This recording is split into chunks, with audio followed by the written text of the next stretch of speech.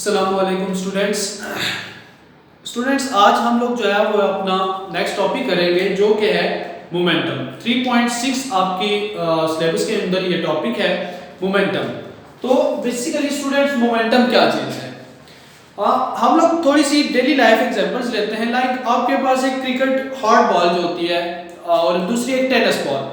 अगर आप जनरली देखते हैं कि हार्ड बॉल जो है वो अगर आपकी तरफ आ रही है तो उसको रोकना थोड़ा मुश्किल होता है एज कम्पेयर आपके पास अगर एक टेनिस बॉल आ रहा हो, स्मॉल टेनिस बॉल आ रहा हो, टेनिस बॉल को आप आराम से रोक सकते हैं। एज कम्पेयर अगर आपके पास हार्ड बॉल हो तो उसको रोकना थोड़ा सा मुश्किल होता है। रीजन क्या है? दोनों सेम स्पीड के साथ आ रही है, कोई इनका फर्क नहीं है। तो उसमें जो फर्क आता है वो आता है मैस की वजह से। जिसका मैस ज्यादा होगा उसको रोकना थोड़ा मुश्किल होगा और जिसका मैस कम होगा उसको रोकना थोड़ा आपके लिए आसान होगा। एज कम्पेयर हम देखते हैं आपके पास एक कार है, स्लो मूविंग कार, उसको आप रोकने की कोशिश कर रहे हैं तो मे भी आप उसको रोकने में सक्सीड हो जाए, कामयाब हो जाए। बट एज कम्पेयर उसके मुकाबले में आप एक ट्रक को रोकने की कोशिश करते हैं तो ट्रक को रोकना आपके लिए थोड़ा सा डिफिकल्ट हो जाएगा, इवन बहुत डिफिकल्ट हो जाएगा। तो इसका मतलब ये है कि चूंकि ट्रक का मैस ज्यादा था इसलिए आप उसको रोक नहीं सके, कार का मैस कम था इसलिए आपने उसको रोक लिया है। तो फिजिकली क्वांटिटी के कोई भी एक हमारी फिजिकल क्वांटिटी जो कि हमें बताती है या जो हमें ये बताए कि किसी बॉडी को रोकना आसान या मुश्किल है, means a physical quantity which is telling us how difficult or easy to stop a moving body is called momentum। Basically ये एक जस्ट जनरल डेफिनेशन है कि आपके पास कोई एक फिजिकल क्वांटिटी जो आपको ये बताती है कि किस बॉडी को रोकना आसान है या किस बॉडी को रोकना जो है वो मुश्किल है, वो हम उसको मोमेंटम कहते हैं। लेकिन इन जनरल हम अगर देखें तो जो मोमेंटम की डेफिनेशन की जाती है that is the product of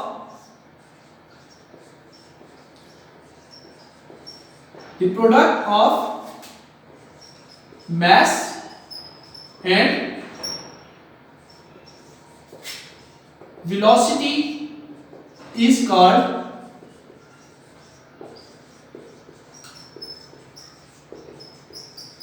moment.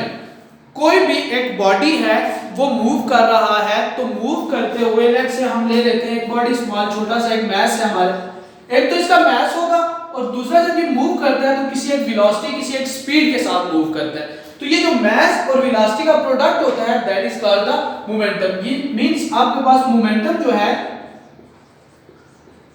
Momentum equals to mass into velocity, mass multiplied by velocity is called momentum। the product of mass and velocity is momentum। और इसको अक्सर हम जो है वो लीनियर मोमेंटम का यानी स्ट्रेट लाइन मोमेंटम का नाम देते हैं, लीनियर मोमेंटम इसको कहते हैं। तो मोमेंटम को हम p के साथ डिनोट करते हैं और ये हमारे पास होता है is equal to m into v, product of mass and velocity।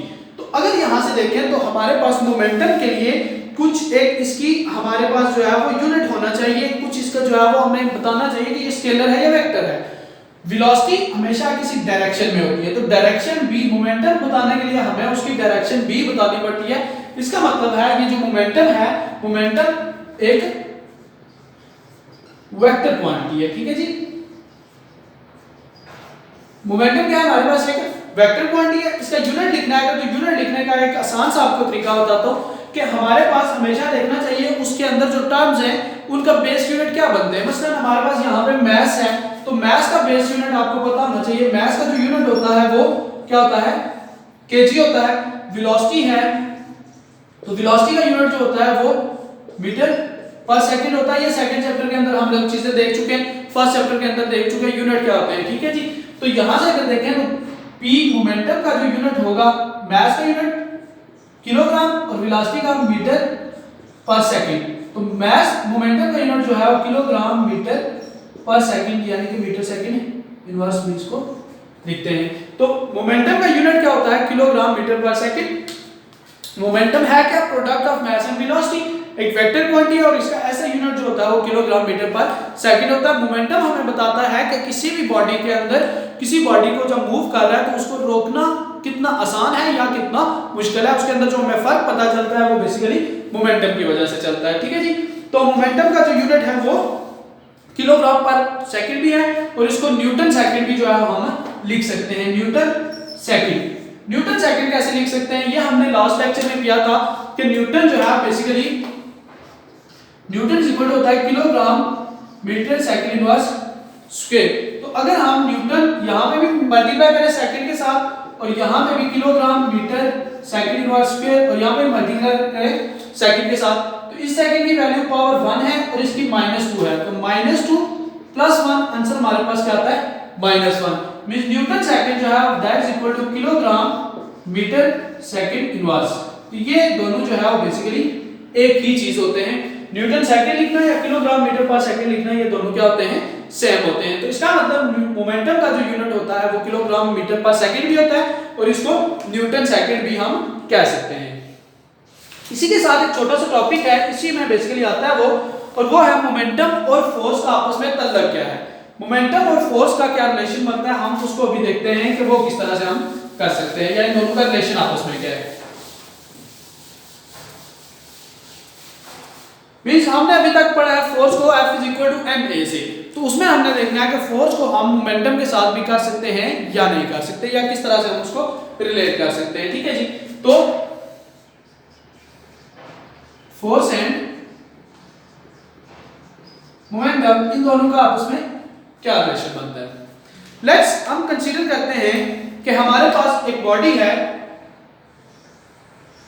जो यहां पे है, इसका मास है हमारे पास m और इनिशियली ये वेलोसिटी vi यानी कि इनिशियल वेलोसिटी के साथ ये क्या कर रहा है मूव कर रहा है। यहां से ये बॉडी मूव करता है और इस पॉइंट तक आ जाता है, यहां पे जाके इसका जो मोमेंटम मास है वो तो जाहिर सी बात है मास हर जगह सेम ही रहता है। हमने लास्ट लेक्चर में कहा था मास कभी चेंज नहीं होता, वेट चेंज होता है बॉडी का, तो मास हमेशा क्या रहेगा सेम रहेगा। यहां से यहां तक आते हुए इसकी वेलोसिटी जो है वो चेंज होकर v f हो जाती है, यानी कि फाइनल वेलोसिटी बन गई है।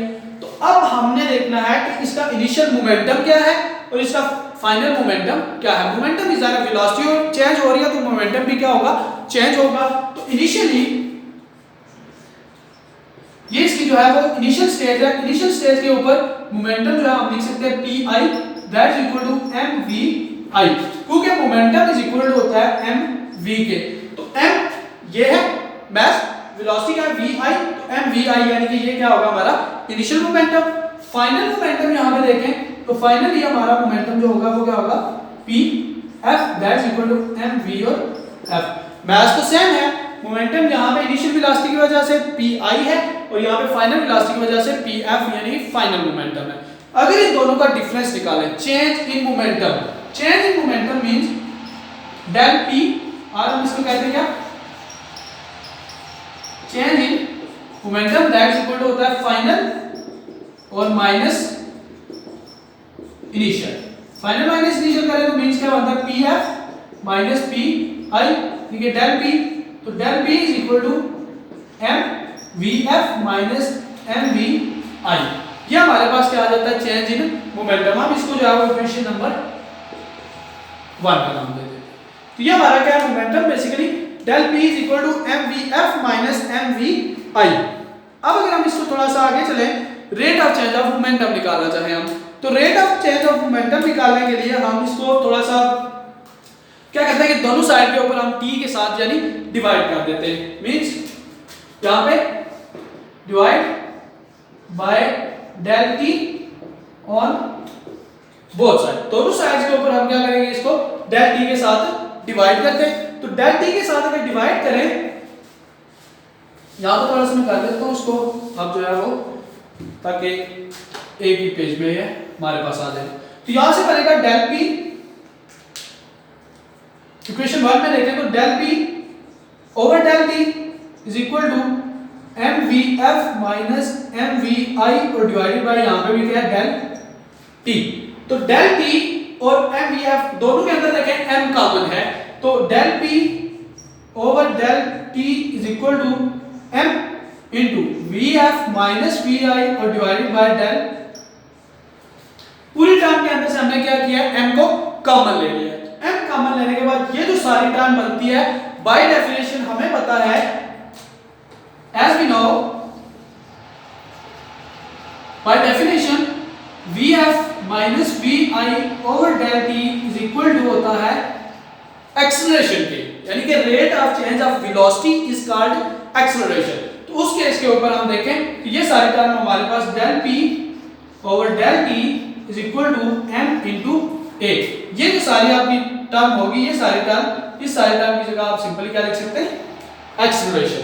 तो ma न्यूटन सेकंड लॉ के मुताबिक हमें पता है कि हमारे पास जो फोर्स होती है, फोर्स इज इक्वल टू होती है, इसको रेस कर लेते हैं हम। According to Newton second law, last lecture में किया था, अकॉर्डिंग टू सेकंड लॉ के अकॉर्डिंग हमने किया था कि F इज इक्वल टू किसके होता है, m a के।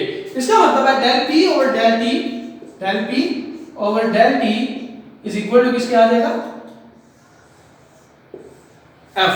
m a की जगह आपने क्या किया, F को कर दिया। इसका मतलब है कि rate of change of momentum is equal to the force. इसको हम जो है वो बेसिकली हम कह सकते हैं कि ये रिलेशन है हमारे पास किसका, जिसको हम कहते हैं rate of change of momentum is equal to किसके है, फोर्स की। तो ये बेसिकली इन दोनों का आपस में क्या है, रिलेशन है कि rate of change of momentum is called force. The time rate of change of momentum of a body is equal to the net force acting upon the time rate of change of momentum is equal to the net force acting upon the body. तो ये basically हमारे पास जो है वो इसका relation बनता है। तो इसी के रिलेटेड आपके पास जो है वो 3.7 एक एग्जांपल है। उस एग्जांपल के अंदर सिंपली उसने जो है वो मास भी दिया हुआ है, इनिशियल वेलोसिटी भी, फाइनल वेलोसिटी भी दी हुई है, और rate of change of momentum यानी फोर्स आपने फाइंड करनी है। इस फार्मूला की मदद से जो है वो उसको फाइंड किया जा सकता है, ठीक है। तो वो एग्जांपल जो है वो आप साथ में करेंगे। तो ये था हमारा आज का जो टॉपिक था जिसमें हमने मोमेंटम और फोर्स और मोमेंटम के रिलेशन को देखा। नेक्स्ट हमारा इसी से एक सब टॉपिक है जिसको कि law of conservation of momentum कहते हैं, वो इंशाल्लाह हम नेक्स्ट लेक्चर में देखेंगे। तो इसके रिलेटेड आपके पास अगर कोई क्वेश्चन हो तो आप जो है वो कमेंट सेक्शन में पूछ सकते हैं। I will answer your questions. Thank you.